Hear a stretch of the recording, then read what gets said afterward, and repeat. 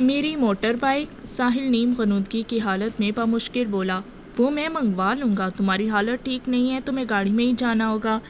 یہ کہہ کر اسامہ نے اسے گاڑی کی پچھلی سیٹ پر لیٹا دیا۔ اسامہ ساحل کے گھر پہنچا تو راحت نے دروازہ کھولا۔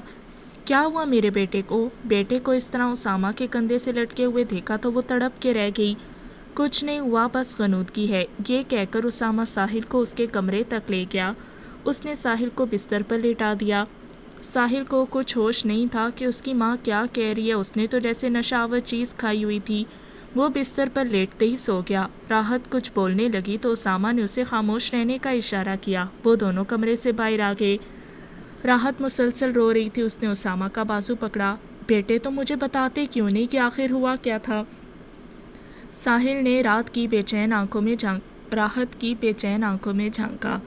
چاہے نماز بچھا لیں اور اپنے رب کا شکر ادا کریں جس کی آپ نے بیٹے کو شیطان کے شکنجے سے بچا لیا، جس کے کالے جادو کے کھیل میں آج ساحل نے اپنی زندگی ہار دینی تھی، جس وشا کے لیے ساحل دیوانہ ہوا پھر رہا ہے، وہ زرغام کے ہاتھوں کی کٹ پتلی ہے جو زرغام کے اشارے پر ساحل کے لیے جال بچھاتی ہے۔ اگر میں وقت پر نہ پہنچتا تو آپ کا بیٹا اس دنیا میں نہ ہوتا۔ راحت نے اس کا ہاتھ تھام لیا۔ تم کون ہو؟ میں تمہیں نہیں جانتی، مگر جو احسان تم نے اس بے بس ماں پر کیا ہے اس کا بدلہ تمہیں خدا دے گا۔ آپ مجھے شرمندہ مت کریں، آپ ساحل کے پاس بیٹھیں، مجھے کسی ضروری کام سے جانا ہے، ساحل کی موٹر بائیک بھی منگوانی ہے۔ یہ کہہ کر اسامہ تیز تیز قدموں سے چلتا ہوا دروازے سے باہر نکل گیا۔ راحت ساحل کے پاس جا کر بیٹھ گئی۔ ساحل گہری نیند سویا ہوا تھا۔ راحت اس کے بال سہلانے لگی۔ میں تو بے خبر اپنے بیٹے کی نوکری کے لیے دعائیں مانگ رہی تھی، مجھے کیا معلوم تھا کہ میرا بیٹا کسی مصیبت میں گرفتار تھا۔ راحت اپنے آنسو پونچھتی ہوئی وہاں سے اٹھی اور الماری سے سورہ یاسین لے کر آئی۔ وہ ساحل کے پاس بیٹھ کے سورہ یاسین پڑھنے لگی۔ سورہ یاسین پڑھنے کے بعد اس نے ساحل کی طرف پھونکا اور پھر جائے نماز بچھا کر شکرانے کے نفل پڑھنے لگی۔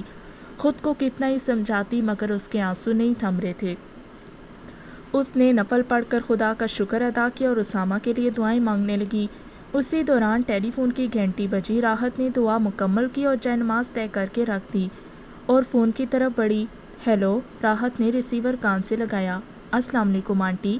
امارا کی آواز راحت کی سماعت سے ٹکرائی۔ کیسی ہو بیٹی؟ راحت نے گلوگیر لہجے میں پوچھا۔ امارا اس کی آواز سن کر پریشان ہوگی۔ آنٹی آپ رو رہی ہیں؟ امارا بے چین ہوگی۔ اس نے ایک بار پھر پوچھا۔ آپ کس بات پر پریشان ہیں؟ ساحل تو ٹھیک ہے نا؟ راحت نے امارا کو آدھی بات ہی بتائی تو امارا نے اس کی بات کاٹتے ہوئے کہا، میں آپ کے گھر آ رہی ہوں۔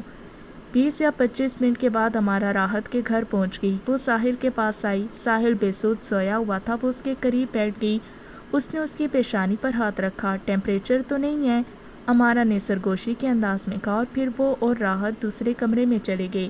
امارا نے راحت کو سمجھایا، آنٹی آپ ہمت رکھیں، ساحل کو کچھ نہیں ہوگا، خطرے کا سامنا اس وقت ہمیں سب کو ہے، ہم میں سے کون کب ان ہمزاد کا شکار ہو جائے یہ کوئی نہیں جانتا، بس ایک بات ہم سب کو ذہن نشین کرنی چاہیے کہ وہ ہمزاد روپ بدل کر ہمیں دھوکہ دینے کی کوشش کریں گے، ہمارے لیے جال بچائیں گے، مگر ہمیں محتاط ہو کے رہنا ہے، آپ مجھے پوری بات بتائیں۔ راحت امارا کو ساحل کے ساتھ پیش آنے والا واقعہ تفصیل سے بتانے لگی۔ یہ واقعہ سن کر امارا کے ذہن کی رگیں جیسے سکڑ کے رہ گئیں، مگر اس نوجوان کے ذکر نے جس نے ساحل کی جان بچائی امارا کو چونکا دیا۔ وہ جلدی سے بولی، کچھ بتایا اس جوان نے کہ وہ کہاں رہتا ہے؟ نہیں، بس اتنا ہی بتایا کہ اس کا نام اسامہ ہے۔ راحت نے ذہن پر زور ڈالتے ہوئے کہا، او شٹ، آپ کو اس سے پوچھنا چاہیے تھا کہ وہ کہاں رہتا ہے، کیا کرتا ہے۔ ساحل کی ایسی پریشانی لگی کہ میرے ذہن میں ہی نہیں آیا کہ اس سے یہ سب پوچھوں۔ راحت نے جبیں پیمائی کی۔ اچھا آپ مجھے اس کا حلیہ بتائیں کہ وہ کس طرح کا دکھائی دیتا ہے؟ امارا نے اپنے ہاتھوں کو پھیلائے ہوئے پوچھا۔ راحت جیسے کھو سی گئی۔ بلا کا خوبصورت تھا، لمبا قد، چوڑا سینہ، شریرے بدن والا تھا، بس ایک کمی ایسی تھی کہ میرا دل کھٹا ہو گیا۔ کیا؟ امارا نے پوچھا۔ اس کا ایک ہاتھ کٹا ہوا تھا، راحت نے تعصب بھرے انداز میں کہا۔ اسی دوران ساحل کی آواز آئی، اماں۔ راحت تیز تیز قدموں سے چلتی ہوئی بیٹے کے پاس پہنچی۔ امارا بھی ساحل کے پاس آ گئی۔ اب کیسی طبیعت ہے؟ ساحل نے بستر سے اٹھتے ہوئے تکیے سے پشت لگا لی۔ کچھ پتہ نہیں کہ مجھے کیا ہوا ہے، جیسے جسم سے جان سی نکل گئی ہے، عجیب نڈھالتگی سی ہے، کمزوری ہے، آہستہ آہستہ ٹھیک ہو جاؤ گے، یہ کہہ کر امارا راحت سے مخاطب ہوئی۔ आंटी आप इसे गर्म दूध ला दें। साहिल ने हाथ से नफ़ी का इशारा किया। मेरा किसी भी चीज़ में दिल नहीं है, दिल हो या ना हो तुम्हें दूध पीना पड़ेगा। ये कहकर राहत दूध लेने चली गई। अमारा साहिल के करीब बैठ गई। तुम जानते हो कि तुम्हारी विशा मर चुकी है, तो फिर क्यों हर दफ़ा फ़रेब खाते हो? साहिल की आंखों में नमी तैरने लगी। विशा को पाने का जुनून मेरी हिजर की रातों में यादों के जलते दिए में ही ख़त्म हो गया था। न जाने फिर क्यों मैं इस फ़रेब में मुब्तला हो जाता हूँ। वो बदरू मेरी विशा बनकर बार बार मेरे सामने आती और मेरे सोए हुए जज्बात जगा देती है। अमारा पुख्ते लहजे में बोली, इस बार जो हुआ सो हुआ, मगर अब तुम्हें खुद को ज़हनी तौर पर तैयार करना होगा कि वो बदरू तुम्हें अब अपने जाल में ना फांस सके। और वो नौजवान जो तुम्हें घर तक छोड़ गया, उसने तुम्हें कुछ बताया अपने बारे में? साहिल ने हैरत से अमारा की तरफ देखा। कैसा है मकाना सवाल कर रही हो? उसने मुझे किन हालात ने बचाया, वो मुझे किस तरह घर छोड़ गया, वो भला अपने बारे में कैसे बताता? राहत दूध का गिलास लेकर आई। उसने साहिल को दूध का गिलास पकड़ाया। साहिल ने बुरा सा मुंह बनाया। पी लो बेटा। राहत ने शफकत से उसके सर पर हाथ फेरा। मैं चलती हूँ आंटी, फिर दोबारा चक्कर लगाऊंगी। वो अपना हैंड बैग उठाकर दरवाजे की तरफ बढ़ी। साहिल की आवाज़ उसकी समात से टकराई। एक बहुत अजीब बात मुझे अब याद आई। अमारा साहिल की तरफ वापस पलट आई। क्या? मैं जिस वक्त ज़िंदगी और मौत की कशमकश में गहरे पानी में गोते खा रहा था, तो मैंने विशा की आवाज़ सुनी कि वो कह रही थी, ख़याम तुम यहाँ क्यों आए हो? उसके बाद मैं पानी की तह में गिरता चला गया। मैंने कुछ और नहीं सुना। अमारा हैरत में डूबी हुई साहिल के करीब बैठ गई। इसका मतलब ये है कि तुम्हें ख़याम ने बचाया है? साहिल ने फ़ौरन नफ़ी में सर हिलाया। नहीं, मुझे नहीं लगता। उस जवान के अलावा वहाँ और कोई नहीं था। यकीनन उसी ने मुझे बचाया है। अमारा गहरी सोच में गाड़ी की कीरिंग को घुमाने लगी। इसका मतलब है सारी सूरत हाल वो नहीं है जो हमें नज़र आ रही है। कोई गहरी बात है जो छुपी हुई है। बहरहाल मैं उस जवान का पता लगा लूँगी, उससे मिलकर सारी बात समझ में आ जाएगी। अमारा ये कहकर वहाँ से चली गई। ईशा की अजान हो रही थी। उसामा गाड़ी में अपने घर की तरफ जा रहा था। वो मुसलसल सुबह के वाक़े के बारे में सोच रहा था कि वो किस तरह साहिल की मदद के लिए पहुंच गया। वो उस लड़के से पहली बार मिला था, मगर वो उस लड़के के बारे में सब कुछ जानता था। उसका जहन उसे इन 3 वैम्पायर से जंग पर उकसा रहा था। वो उन बदरूहों के बारे में सब कुछ जानता था और उन लोगों को ये भी जानता था जवान हमसाद के खिलाफ जंग में सरगर्म है। ये सब कैसे हो गया? इस सोच में उसने गाड़ी मस्जिद की तरफ मोड़ ली। उसने बाजमात ईशा की नमाज अदा की। नमाज के बाद कुछ देर तक मौलवी साहब के खुतबा दिया। फिर लोग यके बाद दीगरे मस्जिद से जाने लगे। देखते ही देखते मस्जिद में सिर्फ इमाम साहब और उसामा ही रह गए। सब नमाजी चले गए। उसामा सर झुकाए बैठा था। इमाम साहब ने उसकी तरफ देखा और धीमे से लहजे में गोया हुए, क्या बात है बेटा, कोई परेशानी है? उसामा ने इमाम साहब की तरफ देखा और अपनी जगह से उठकर उनके पास जा बैठा। आपको कैसे पता चला कि मैं परेशान हूँ? उसामा ने पूछा। बुजुर्ग मौलवी साहब मुस्कुराते हुए तस्बीह फेरने लगे।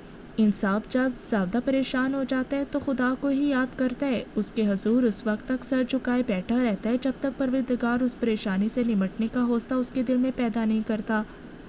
उसामा खामोशी से मौलवी साहब की बातें सुनता रहा। फिर उसने मौलवी साहब के पुरनूर चेहरे की तरफ देखा। शायद परवरदिगार ने ही मेरे दिल में ये ख्याल पैदा किया है कि मैं आपसे कुछ सवाल करूं जो मेरी परेशानी का सबब है।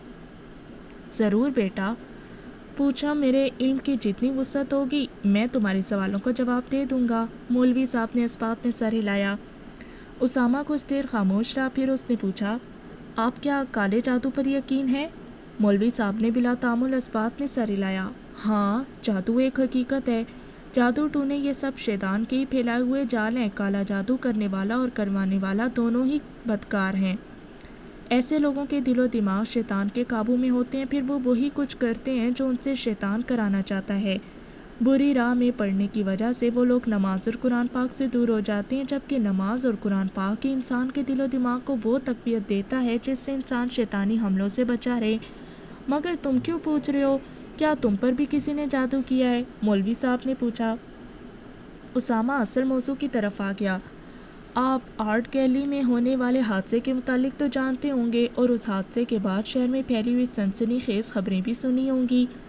मौलवी साहब ने आंखें बंद करके इस बात में सर हिलाया। हाँ, जानता हूँ। پولیس کے کہنے کے مطابق وہ سب کچھ دہشت گردوں نے کیا ہے، مگر کچھ لوگوں کا کہنا ہے کہ یہ سب اموات کالے جادو کے تحت ہوئی ہیں، جس کا ذمہ دار ایک حمزاد ہے۔ اسامہ نے بے چینی سے کہا، دونوں میں سے کوئی بھی بات ہو سکتی ہے، مگر دوسری بات کو نظر انداز نہیں کیا جا سکتا۔ اس خیال کو محض وہم یا تہمات پرستی نہیں کہا جا سکتا، کیونکہ شیطان حمزاد کچھ بھی کر سکتا ہے۔ مولوی صاحب نے معنی خیز لہجے میں کہا۔ اسامہ کے ذہن میں سوچوں کی گرہیں دھیرے دھیرے کھل رہی تھیں اور الفاظ پھسل پھسل کر اس کے منہ سے باہر نکل رہے تھے۔ مولوی صاحب، میں اپنے اندر ایک عجیب سی تبدیلی محسوس کر رہا ہوں، جیسے میرے اندر کوئی دوسرا انسان آ بسا ہو۔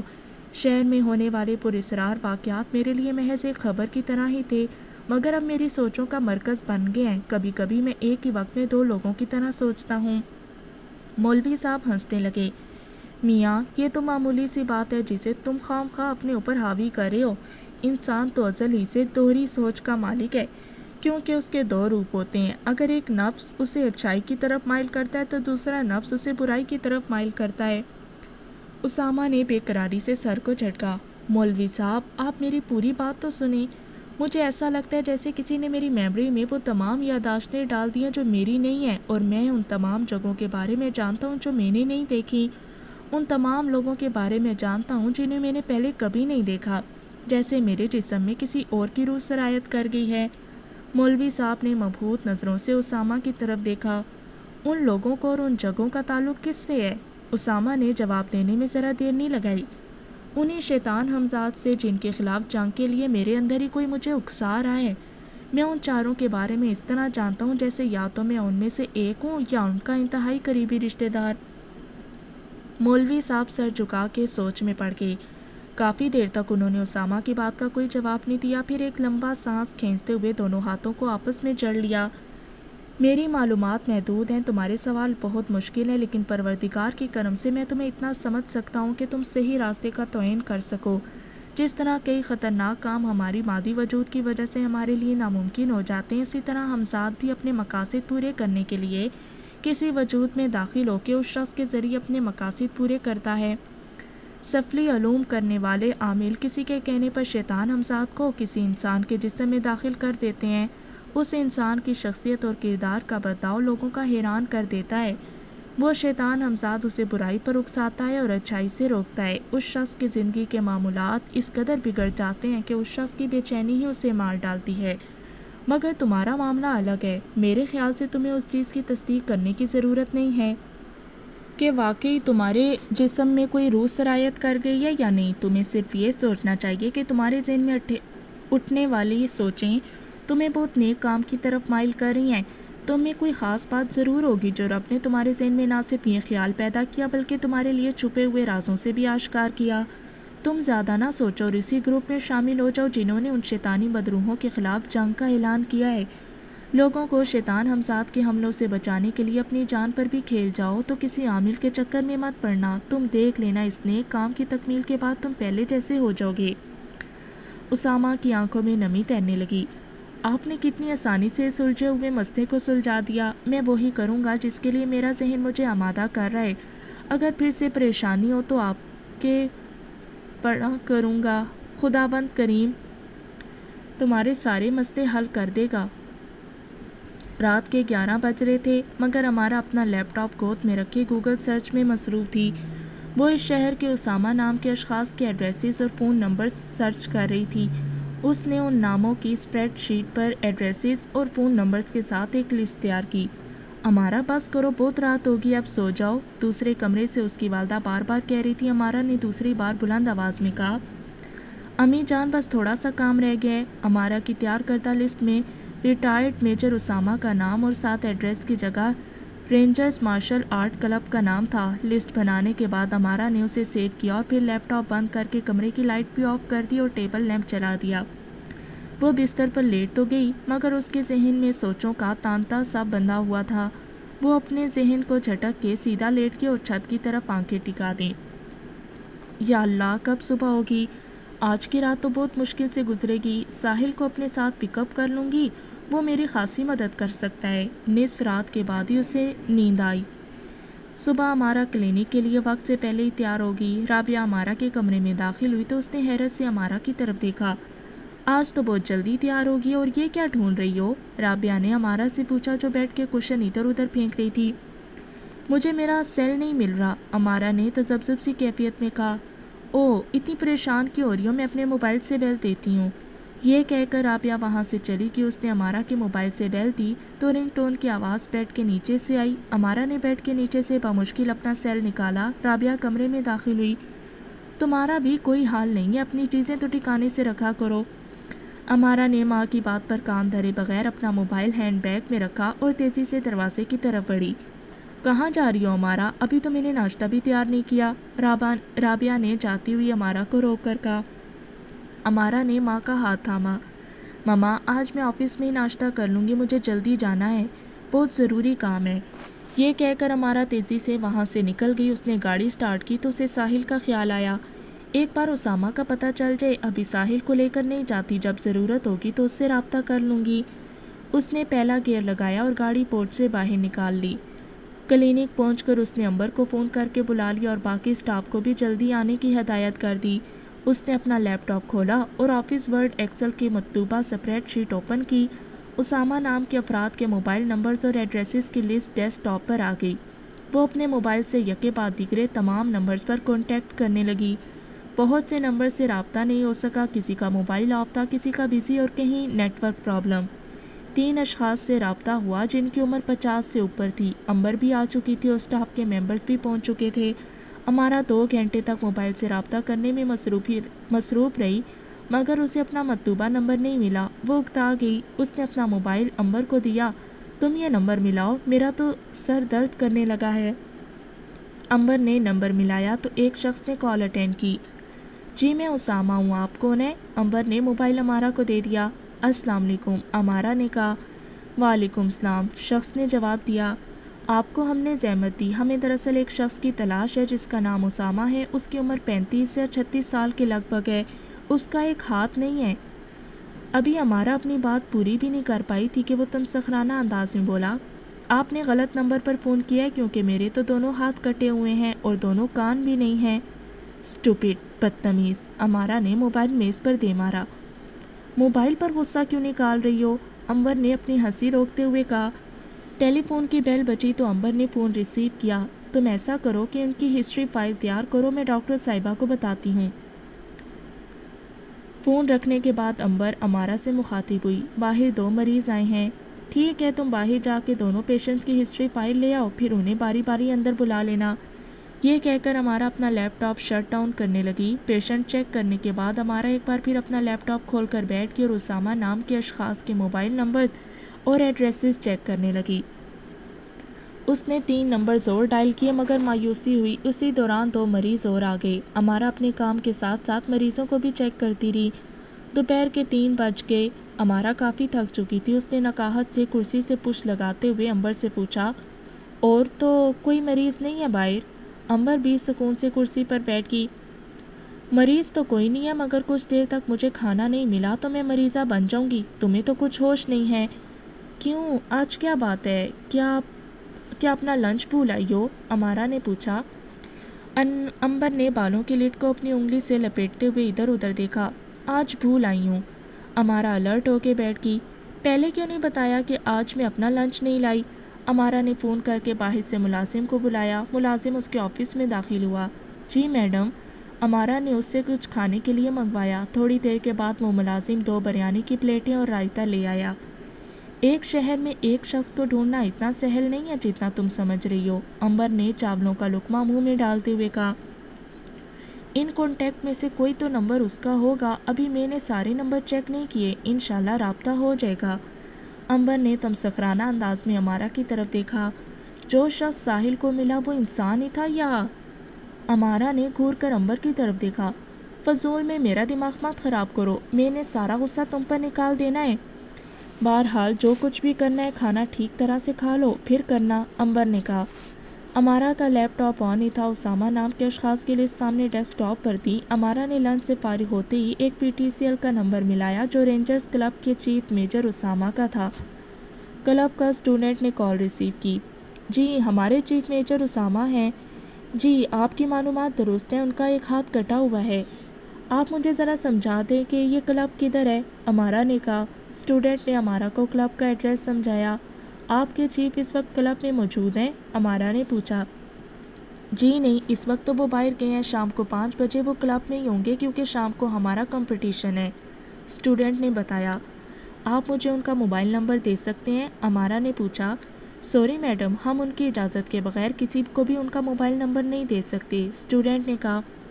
اچھا ٹھیک ہے، آپ کا بہت بہت شکریہ، یہ کہہ کر امارا نے فون بند کر دیا۔ امبر نے جلدی سے پوچھا، کیا بات بن گئی؟ ایک امید نے امارا کے لہجے میں تازگی بھر دی۔ لگتا ہے بات بن جائے گی، خدا کے فضل سے ہمیں مایوسی نہیں ہوگی۔ میں چلوں گی تمہارے ساتھ، امبر نے کہا۔ امارا نے نفی کے انداز میں ہاتھ ہلایا۔ نہیں، میں وہاں اکیلی جاؤں گی، جب تمہاری ضرورت ہوگی تو بتا دوں گی۔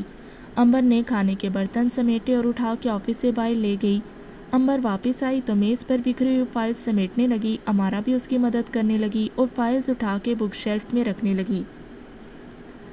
5:30 بجے کے قریب امارا نے رینجرز کلب کے قریب گاڑی پارک کی۔ وہ گیٹ کی طرف بڑھی۔ اس نے لیمن کلر کی لانگ شرٹ کے ساتھ بلو جینز پہن رکھی تھی۔ اس نے اپنے براؤن گلاسز اپنے سر کی طرف ٹکا لیے۔ وہ گیٹ کیپر سے مخاطب ہوئی۔ اسامہ صاحب ہیں اندر؟ جی سر، اندر موجود ہے، مگر اس وقت آپ اندر نہیں جا سکتی کیونکہ 2 ٹیموں کے درمیان کمپٹیشن چل رہا ہے، اس وقت وہ بہت مصروف ہیں، چوکیدار نے معذرت سے کہا۔ امارا نے اپنے ہینڈ بیگ سے اپنا کارڈ نکالا اور چوکیدار کی طرف بڑھایا۔ تم یہ کارڈ سر کو دکھاؤ اور بتاؤ کہ میں ان سے ملنا چاہتی ہوں۔ کوشش کر کے دیکھ لیتا ہوں، یہ کہہ کر چوکیدار نے امارا کے ہاتھ سے کارڈ لے لیا اور اسامہ کے پاس چلا گیا۔ تھوڑی دیر کے بعد وہ واپس آیا۔ آپ اندر آ جائیں، اس نے امارا سے کہا۔ امارا گیٹ سے اندر داخل ہو گئی۔ آپ میرے ساتھ آئیں، چوکیدار نے کہا۔ امارا چوکیدار کے پیچھے پیچھے چل پڑی۔ گیٹ کے قریب صحیح سامنے گراؤنڈ میں فنکشن کا نظارہ دکھائی دے رہا تھا۔ گراؤنڈ میں 2 ٹیموں کے درمیان مقابلہ جاری تھا۔ ٹیموں کے چیف اپنی کرسیوں پر براجمان تھے۔ چوکیدار امارا کو جم ہال میں لے گیا۔ آپ یہاں بیٹھیں، اسامہ صاحب تھوڑی دیر میں آ جائیں گے، چوکیدار نے صوفے کی طرف اشارہ کرتے ہوئے کہا۔ امارا بلیک کلر کے صوفے پر بیٹھ گئی۔ یہ صوفہ 7 سیٹر تھا۔ جم کا یہ حصہ آفس کی طرح ہی ڈیزائن کیا گیا تھا، جس کا دوسرا حصہ ایک وسیع ہال پر مشتمل تھا جس میں ایکسرسائز کی مشینیں نصب تھیں۔ امارا کو اس قدر بڑے ہال میں اس طرح تنہا بیٹھنا بہت عجیب لگ رہا تھا۔ شاید مجھے آج یہاں نہیں آنا چاہیے تھا، اس نے خود کلامی کی۔ وہ کافی دیر بیٹھی رہی۔ اسامہ کا تقریب سے نکلنا مشکل تھا۔ امارا نے ٹیبل سے کچھ میگزین اٹھائے اور پڑھنے لگی۔ اس کا خاصا دھیان بدل گیا تھا۔ وہ مطالعے میں اس قدر مگن ہو گئی کہ اسے علم ہی نہیں ہوا کہ کوئی اس کے قریب کھڑا ہے۔ کسی کے کنگھورنے کی آواز نے اسے چونک کر اوپر دیکھا تو ایک دراز قد اور چوڑی قامت والا خوبرو جوان اس کے سامنے کھڑا تھا۔ وہ جلدی سے اٹھی تو رسالے اس کے ہاتھ سے چھوٹ گئے۔ وہ جھک کے رسالے اٹھانے لگی۔ وہ جوان بھی جھک کے اس کی مدد کرنے لگا۔ امارا نے دیکھا وہ ایک ہاتھ سے اس کی مدد کر رہا ہے، اس کا دوسرا ہاتھ نہیں ہے۔ امارا نے رسالے سمیٹ کر میز پر رکھ دیے۔ میں اسامہ ہوں، آپ کو مجھ سے کیا کام ہے؟ اسامہ نے صوفے پر براجمان ہوتے ہوئے کہا۔ امارا نے مسکراتے ہوئے اسامہ کی طرف دیکھا۔ مجھے اپنا تعارف کرانے کی ضرورت نہیں ہے کیونکہ میں آپ کو اپنا کارڈ بھیج چکی ہوں۔ اسامہ نے اپنائیت سے بھرپور نظروں سے امارا کی طرف دیکھا۔ اگر آپ مجھے اپنا کارڈ نہ بھی بھیجتی تو بھی آپ کو دیکھ کر میں بتا دیتا کہ آپ امارا ہیں، سائیکیٹرسٹ ہیں اور عامل بھی، لیکن اتنی بہادر نہیں ہیں جتنی باتیں کرتی ہیں۔ آپ کے آنکھوں سے ذہن پڑھنے کا علم جانتے ہیں، امارا نے طنزیہ لہجے میں کہا۔ یہی سمجھنے کیونکہ میں یہ بھی جانتا ہوں کہ آپ مجھ سے کس سلسلے میں ملنا چاہتی تھیں۔ اسامہ ابھی اپنی بات پوری نہیں کر پایا تھا کہ ملازم ٹی ٹرالی میں چائے اور فاسٹ فوڈ لے آیا۔ اسامہ نے چائے بنائی اور امارا کو پیش کی۔ کیا آپ جانتے ہیں کہ میں آپ سے کس سلسلے میں ملنا چاہتی تھی؟ امارا نے چائے کا کپ لیتے ہوئے کہا۔ وشا، حوریہ اور فواد کے بارے میں بات کرنا چاہتی تھیں آپ، اسامہ نے اپنے کپ میں چینی ڈالتے ہوئے کہا۔ امارا کے پورے جسم میں جھرجھری دوڑ گئی۔ کپ اس کے ہاتھ سے چھوٹ کر زمین پر گر گیا۔ سوری، وہ اپنے کپڑے سمیٹتے ہوئے کھڑی ہوگی۔ کوئی بات نہیں، میں ملازم سے صاف کروا دیتا ہوں، آپ کے کپڑے تو خراب نہیں ہوئے؟ اسامہ بھی کھڑا ہو گیا۔ نہیں، میرے کپڑوں پر کوئی داغ نہیں لگا، امارا نے کہا۔ اسامہ نے ملازم کو آواز دی۔ تھوڑی دیر کے بعد ملازم آ گیا۔ ملازم نے فرش صاف کیا اور کپ کے ٹکڑے بھی اٹھا لیے۔ ملازم کے جانے کے بعد اسامہ نے امارا کے پریشان چہرے کی طرف دیکھا۔ آپ بیٹھ جائیں۔ امارا گھبرائی سی دوبارہ بیٹھ گئی۔ آپ کہیں کہ کیا کہنا چاہتی ہیں؟ امارا اپنی جبیں پیمائی کرنے لگی۔ آپ مجھے حیرت کے جھٹکے پہ جھٹکے لگائے جا رہے ہیں، میرا تو جیسے دماغ ہی سن ہو گیا کہ میں آپ سے کیا بات کروں۔ ٹھیک ہے، پھر آپ مجھ سے کوئی بات نہ کریں، آپ مجھے کوئی مناسب وقت دے دیں، جب آپ فارغ ہوں میں آپ کی کلینک آ جاؤں گا۔ دراصل میں خود بھی آپ سے ملنا چاہتا تھا، میرا خیال ہے کہ جو بات ہم نے کرنی ہے اس کے لیے یہ جگہ مناسب نہیں ہے۔ اچھا، تو پھر آپ کل شام 4 بجے میرے کلینک پر آ جائیے گا، وہیں تفصیل سے بات ہوگی۔ کارڈ میں میرے کلینک کا ایڈریس۔ ہمارا اپنی بات پوری نہیں کر پائی تھی کہ اسامہ نے کہا، میں جانتا ہوں کہ آپ کا کلینک کہاں ہے۔ ہمارا نے اپنی آنکھوں کو چاروں طرف گھماتے ہوئے اپنی بنوئیں اچکائی۔ کیا ہوا، اب میں نے ایسا کیا کہہ دیا؟ اسامہ نے پوچھا۔ ہمارا نفی کے انداز میں سر ہلاتی ہوئی کھڑی ہوگی۔ نہیں، کوئی ایسی بات نہیں، آپ مجھے اجازت دیں، انشاءاللہ کل ملاقات ہوگی۔ آپ چائے تو پی لیں، اسامہ نے کہا۔ شکریہ، میرا بھی دل نہیں ہے۔ اسامہ ہمارا کو گیٹ تک چھوڑنے گیا۔ ہمارا نے جاتے ہوئے ایک بار پھر کہا، مجھے آپ کا انتظار رہے گا، انشاءاللہ کل آپ سے ملاقات ہوگی۔ اسامہ نے اسے یقین دلایا۔ اگلی صبح ہمارا حسب معمول ناشتہ کر کے کلینک کے لیے روانہ ہوگی۔ اس کی والدہ رابعہ گھر کی چیزیں سمیٹنے لگی۔ آدھے گھنٹے کے بعد ملازمہ بھی آ گئی۔ رابعہ ملازمہ کو کام سمجھانے میں مشغول ہو گئی۔ ملازمہ کو کام سمجھانے کے بعد رابعہ نے چولہے پر دودھ کی دیگچی رکھ دی اور دودھ پکانے لگی۔ ملازمہ برتن دھو رہی تھی۔ تمہیں میں نے کتنی مرتبہ سمجھایا ہے کہ برتن دھونے کے بعد کٹ پہ کپڑا ضرور مارا کرو، مگر تم پر تو کوئی اثر ہی نہیں ہوتا۔ دیکھو ذرا کتنی چکناہٹ جم گئی ہے، آج ضرور صاف کر دینا، رابعہ نے ملازمہ سے کہا۔ جی بی بی جی، آج صاف کر دوں گی، ملازمہ نے جواب دیا۔ رابعہ کچن کی باقی چیزیں سمیٹنے لگی۔ کچھ چیزیں اس نے فریج میں رکھیں، باقی مسالہ جات ڈبوں میں سنبھال دیے۔ اتنی دیر میں دودھ کو بھی ابال آ گیا۔ رابعہ کچن سے لیونگ روم میں آ گئی۔ اس نے میگزین کے اسٹینڈ سے میگزین اٹھایا اور صوفے پر براجمان ہو گئی۔ تقریباً 11 بجے کے قریب امارا کا فون آیا۔ رابعہ نے فون ریسیو کیا۔ ہیلو مما، آپ نے دوپہر کا کھانا نہیں بنانا، میں اپنے لیے اور آپ کے لیے ہوٹل سے کھانا منگوا لوں گی، آپ بس آرام کرنا، امارا نے ماں کو سمجھایا۔ امارا بیٹی، جب میں بیمار ہوں ہی نہیں تو پھر کیوں تم مجھے بیمار بنا رہی ہو؟ کوکنگ تو میں شوق سے کرتی ہوں، میرا وقت اچھا گزر جاتا ہے، فارغ ہوتی ہوں تو طرح طرح کی سوچیں ستاتی ہیں۔ بس میں نے کہہ دیا کہ تم نے بازار سے کھانا نہیں منگوانا، میں کھانا بنا لوں گی، رابعہ نے دو ٹوک بات کی۔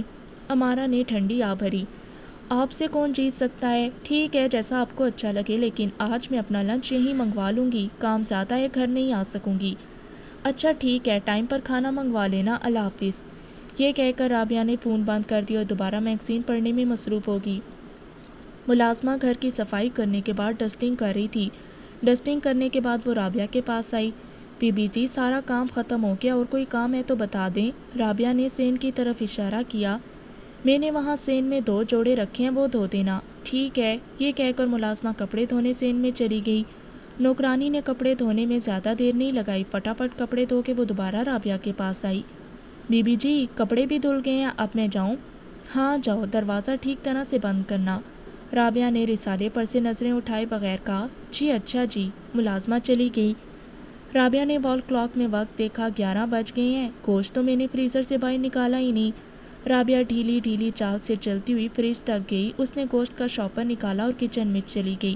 کچن کی کھڑکی لان کی طرف کھلتی تھی، جہاں سے باہر کا گیٹ بھی دکھائی دے رہا تھا۔ رابعہ گھر میں بالکل اکیلی تھی۔ اس نے ٹوکری سے لہسن اور پیاز اٹھائے اور کاٹنے لگی۔ ویجیٹیبل شیٹ پر چھری کی کٹ کٹ کی آواز کے ساتھ رابعہ کو گیٹ کھلنے کی آواز آئی۔ اس سے پہلے کہ وہ پلٹ کر دیکھتی جیسے کسی نے گیٹ بند بھی کر دیا، رابعہ کے ہاتھ میں ہی رک کے وہ پیاز چھوڑ کر کچن کی کھڑکی کی طرف بڑھی۔ اس نے کھڑکی سے باہر جھانکا، دور دور تک سناٹا تھا۔ اس کے ذہن میں وسوسے سے آنے لگے۔ اس نے لان کے چاروں طرف قطاروں میں لگے الطاف پوش اور گلچین کے پودوں کی طرف دیکھا، کوئی ان پودوں میں بھی تو چھپ سکتا ہے۔ وہ اس خیال سے کچن سے باہر جانے لگی تو کچھ سوچ کر اس نے ذہن جھٹک دیا، میرا وہم ہوگا۔ وہ دوبارہ اپنے کام میں مشغول ہو گئی۔ اچانک چھوٹے چھوٹے بچوں کی ہنسنے کھیلنے کی پرمسرت آوازیں اس کی سماعت سے ٹکرائیں۔ وہ ایک بار پھر کھڑکی کی طرف لپکی، مگر اسے کچھ دکھائی نہیں دیا۔ یہ اندازہ ہو گیا کہ بچوں کی آوازیں لان سے ہی آ رہی ہیں۔ یہ بچے کہاں سے آئے ہیں؟ ہمارے تو قریبی پڑوسیوں کے سب بچے بڑے ہیں، شاید ان کے گھر مہمان آئے ہوں، رابعہ سوچتی ہوئی کچن سے باہر نکل گئی۔ لیونگ روم سے ہوتی ہوئی وہ اکبی دروازے سے باہر لان میں آ گئی۔ جو منظر اس نے دیکھا اس کی آنکھیں دنگ رہ گئی۔ لان میں رنگ برنگی سینکڑوں تتلیاں پودوں کے اوپر منڈلا رہی تھیں۔ اتنی زیادہ تتلیاں تھیں کہ ان کا نظروں میں سمانا مشکل تھا۔ انہوں نے فضا کو رنگوں سے بھر دیا تھا۔ 3 بچے، جن میں 2 لڑکیاں اور 1 لڑکا تھا، بے تحاشا شور مچا رہے تھے۔ وہ ان تتلیوں کو پکڑنے کی کوشش کر رہے تھے۔ رابعہ اس دل فریب منظر میں جیسے کھو گئی۔ وہ بچوں کی طرف بڑھی۔ یہ منظر جتنا خوبصورت تھا اتنا ہی حیران کن بھی تھا کہ اتنی زیادہ تتلیاں کہاں سے آ گئیں۔ ارے بچوں، آپ کہاں سے آئے ہو؟ رابعہ کے بولتے ہی سب کچھ غائب ہو گیا، تتلیاں بھی اور بچے بھی۔ رابعہ کا دل دھک سے رہ گیا، اس کے دل کی دھڑکن تیز ہو گئی، خوف کا احساس اس کے ذہن میں وسوسے ڈالنے لگا۔ وہ تیز تیز قدموں سے چلتی ہوئی لیونگ روم میں چلی گئی اور چٹخنی لگا لی۔ سامنے ٹیبل پر اس کا موبائل پڑا ہوا تھا۔ اس نے موبائل اٹھایا اور امارا کا نمبر ملایا۔ امارا کے کمرے کی طرف سے موبائل کی رنگ کی آواز آنے لگی۔ یہ لڑکی تو اپنا موبائل گھر پر ہی بھول گئی ہے۔ اس نے موبائل اپنے ہاتھ میں ہی تھاما ہوا تھا۔ وہ سہمی صوفے پر بیٹھ گئی۔ تقریباً 15 منٹ گزر گئے۔ اسے کوئی پراسرار حرکت محسوس نہیں ہوئی اور نہ ہی کسی غیبی چیز کے اثرات محسوس ہوئے۔ اس نے یہی بہتر سمجھا کہ اپنا دھیان کام پر لگائے۔ وہ کچن میں گئی۔ گوشت ڈیپ فروسٹ ہو چکا تھا۔ اس نے جلدی پیاز اور لہسن کاٹا اور ہنڈیاں چولہے پر چڑھا دی۔ اس نے مٹر اٹھائے اور لیونگ روم میں آ گئی۔ خوف ختم کرنے کے لیے اس نے ٹی وی آن کر کے، جیسے اس کی آنکھوں کے سامنے پوری کوٹھی میں خوف کے سائے منڈلا رہے ہوں۔ پورے کمرے میں سکوت چھایا ہوا تھا کہ اچانک سیٹی کسی نسوانی آواز میں کسی نے رابعہ کی سماعت میں سرگوشی کی۔ تتلیوں کے رنگ دیکھے ہیں؟ مٹروں کی ٹرے رابعہ کے ہاتھ سے چھوٹ گئی اور وہ حواس باختہ ہو کے کھڑی ہوگی۔ کون ہو تم؟ وہ پھٹی آنکھوں سے چاروں طرف دیکھنے لگی، مگر کمرے میں کوئی نہیں تھا۔ ایک بار پھر اس کی قوت سماعت میں سیٹی کسی آواز میں سرگوشی ہوئی۔ وہ سب رنگ موت کے ہیں۔ رابعہ کی قوت گوئی سلب ہو گئی، اس کے ہاتھ پاؤں کانپنے لگے۔ وہ بوکھلائی ہوئی ادھر ادھر دیکھ رہی تھی، پھر اسے خیال آیا کہ وہ گھر سے باہر چلی جائے۔ وہ ہمت کر کے دروازے کی طرف بڑھی تو ایک دم سیاہ غبار جالی والے دروازے سے چھن چھن کے کمرے میں آنے لگا۔ اس نے جلدی سے بڑا دروازہ بند کیا تو سیاہ دھواں دروازے کے شگافوں اور دروازوں کے نیچے سے نکلتا ہوا پورے کمرے میں پھیل گیا۔ جس جگہ سے وہ سیاہ دھواں گزرتا جاتا، چیزوں کو جھلساتا جاتا۔ رابعہ پر خفتانی کیفیت طاری ہو گئی تھی۔ اسے دم کشی کی شکایت ہو رہی تھی اور سیاہ دھوئیں کی حرارت بھی محسوس ہو رہی تھی۔ رابعہ کو اپنی موت کا یقین ہو گیا تھا۔ اسی دوران ٹیلی فون کی گھنٹی بجی۔ رابعہ پھولے ہوئے سانس کے ساتھ ڈھیلے قدموں سے ٹیلی فون کی طرف بڑھنے لگی۔ اسے موت کی گمگیر تاریکی میں جیسے زندگی کی کرن دکھائی دی۔ جوں ہی اس نے ریسیور اٹھایا، بھیانک سیاہ دھوئیں نے اس کا ہاتھ جھلسا دیا۔ اس کے حلق سے چیخ نکلی اور ریسیور اس کے ہاتھ سے چھوٹ گیا۔ امارا لائن پر تھی۔ ماں کی چیخ سنی تو اس کے ہوش اڑ گئے۔ اس نے تیزی سے گاڑی کی چابی اٹھائی اور دروازے کی طرف دوڑی۔ امبر پریشانی میں اس کی طرف بڑھی۔ خیریت ہے؟ اس طرح کہاں جا رہی ہو؟ تم بس کلینک کا خیال رکھنا، اٹس ارجنٹ۔ امارا بس اتنا ہی کہہ پائی اور تیزی سے وہاں سے نکل گئی۔ امارا کی پیشانی پسینے سے تر تھی۔ وہ شدید گھبراہٹ میں ماں تک پہنچنے کی کوشش کر رہی تھی، جبکہ رابعہ کے ہاتھوں زندگی ریت کی طرح سرک رہی تھی۔ کوئی ایسا کمرہ نہیں تھا جہاں رابعہ خود کو چھپا لے۔ پورا گھر اس بھیانک سیاہ دھوئیں کی لپیٹ میں تھا۔ رابعہ کی تمام کوششیں ناکام ہو چکی تھیں۔ وہ ہار گئی تھی۔ وہ اپنے بوڑھے ناتواں وجود کو گھسیٹتی ہوئی کبھی کسی کمرے کی طرف دوڑتی اور کبھی کس کمرے کی طرف۔ اس کی نظر الماری میں رکھے ہوئے قرآن پاک پر پڑی۔ اس نے آگے بڑھ کر قرآن پاک اٹھایا اور اسے اپنے سینے سے لگا کر بیٹھ گئی۔ اس نے آنکھیں بند کی ہوئی تھی۔ چند ہی ساعتوں میں پوری کوٹھی کو اپنی لپیٹ میں لینے والا سیاہ دھواں ختم ہو گیا۔ رابعہ کو سیاہ دھوئیں کی حرارت محسوس نہیں ہوئی تو اس نے آنکھیں کھولیں۔ اسے اپنی خوش قسمتی پر یقین نہیں آیا کہ اسے شیطان ہمزاد سے چھٹکارا مل گیا ہے۔ اسی دوران امارا کی آواز اس کی سماعت سے ٹکرائی۔ مما کہاں ہیں آپ؟ امارا! رابعہ نے اسے پکارا تو امارا دوڑتی ہوئی اس کمرے میں پہنچ گئی۔ اس نے ماں کو اپنے سینے سے لگا لیا۔ شکر ہے خدا کا آپ ٹھیک ہیں، امارا نے کہا۔ رابعہ نے قرآن پاک کو اپنے ہاتھوں میں لیتے ہوئے کہا، خدا کی اس کتاب کے آگے اس شیطان کی چل نہیں سکی، ورنہ تمہاری ماں تو کب سے لقمہ اجل ہو جاتی۔ ایسا نہ کہیں۔ امارا نے ایک بار پھر ماں کو اپنے سینے سے لگا لیا۔ اس نے قرآن پاک الماری میں رکھا اور ماں کو سہارا دیتے ہوئے اس کے کمرے تک لے جانے لگی۔ وہ ساتھ ساتھ کمروں کی دیواروں کی طرف دیکھتی جا رہی تھی جو سیاہی مائل ہو گئی تھیں۔ بھیانک سیاہ دھواں تو ختم ہو گیا تھا، مگر اس کے اثرات ایسے ہی تھے جیسے کسی گھر میں شدید آتشزدگی کے بعد ہوتے ہیں۔ اس نے ماں کو بستر پر لٹایا اور کچن سے گرم دودھ لے آئی۔